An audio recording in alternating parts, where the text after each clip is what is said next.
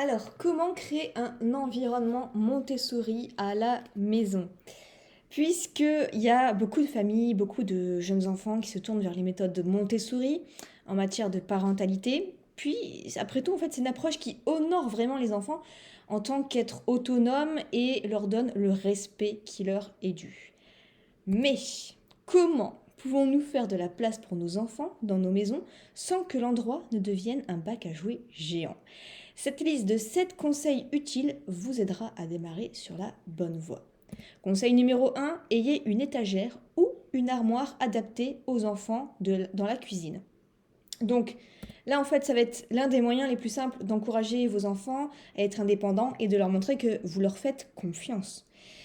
Dès que vos enfants sont tout petits et jusqu'à ce qu'ils soient capables d'atteindre et d'utiliser tout ce que font les adultes, réservez-leur une petite armoire ou un tiroir dans votre cuisine, rien que pour eux.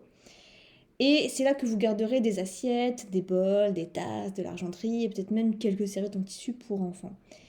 En fait, ça va permettre à vos enfants d'obtenir ce dont ils ont besoin quand ils en ont besoin. Vous n'aurez pas besoin d'arrêter ce que vous êtes en train de faire pour les aider et ils peuvent se sentir bien de faire quelque chose pour eux-mêmes.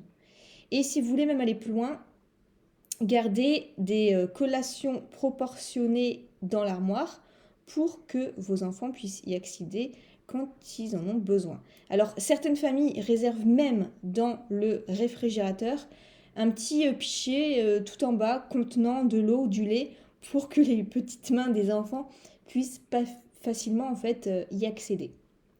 Deuxième conseil, considérez quelques ajouts mineurs à vos entrées. Donc, sortir le matin de la maison, c'est un moment où voilà, on est pressé, c'est la course contre la montre, et c'est stressant du coup pour tout le monde. Et du coup, en ajoutant quelques petits trucs rapides à votre entrée, ça peut déjà rendre le tout un peu plus, on va dire, fluide. Donc là, il faut tenir compte de la taille de vos enfants et par exemple, vous pouvez accrocher un ou deux crochets à hauteur de l'enfant ou ajouter un petit porte-manteau à leur hauteur. Vous pouvez aussi ajouter une petite boîte à chaussures où ils peuvent ranger leurs chaussures rien qu'à eux. Et on a même vu aussi certaines familles qui accrochaient un petit miroir à hauteur d'enfant dans la même zone. C'est vraiment tout mignon pour que l'enfant puisse se regarder avant de partir et en rentrant. Donc tout ça, ça permet de renforcer sa responsabilité, de garder votre maison organisée et d'atténuer le rythme effréné de bon nombre de nos matinées. Troisièmement, ranger la plupart des jouets. Donc, il y a une étude récente qui couvre le raisonnement scientifique derrière pourquoi moins c'est plus. Mais c'est pas facile.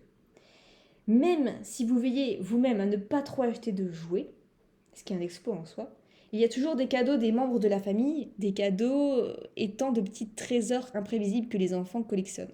Alors comment gérer tout ça? Quand votre enfant est à un âge où il peut comprendre les idées, il est bon de lui parler de gaspillage et de consommation, puis de lui demander de l'aide pour travailler à tout gérer. Donc ce que vous pouvez faire, c'est que vous observez votre enfant avec quoi il est en train de jouer et vous déterminez ce qu'il utilise ou il apprécie réellement.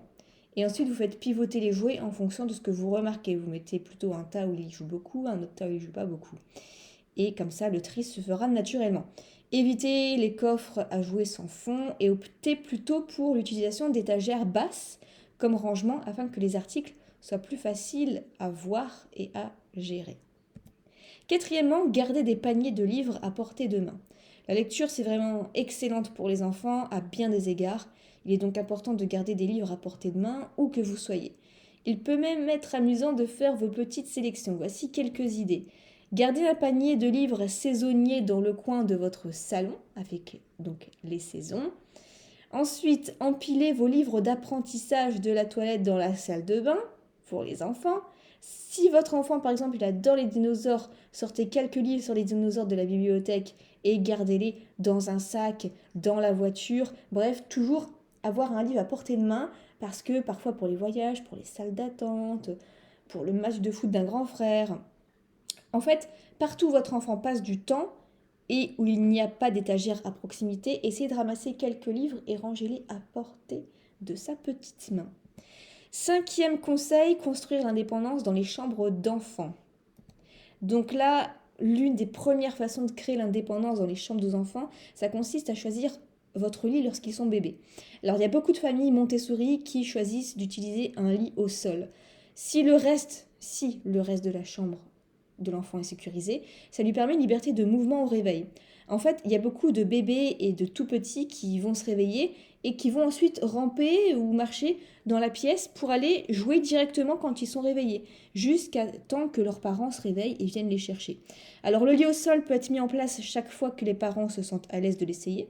Si votre tout petit commence à ramper hors du berceau mais qu'il n'est pas tout à fait prêt pour la hauteur d'un tout petit ou d'un lit ordinaire, une solution simple consiste à simplement poser le matelas sur le sol jusqu'à ce qu'il soit prêt pour l'étape suivante. Autre domaine à prendre en compte, c'est l'accès de vos enfants à leurs vêtements. Les tout petits plus âgés et les enfants d'âge préscolaire peuvent commencer à choisir leurs propres vêtements.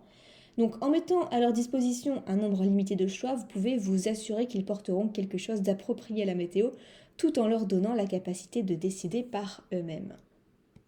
Sixième conseil, gardez les schémas de couleurs et le décor simple et naturel. Donc, en fonction de notre propre enfance et d'autres facteurs, on a parfois l'impression de devoir décorer les espaces des enfants avec des couleurs vives.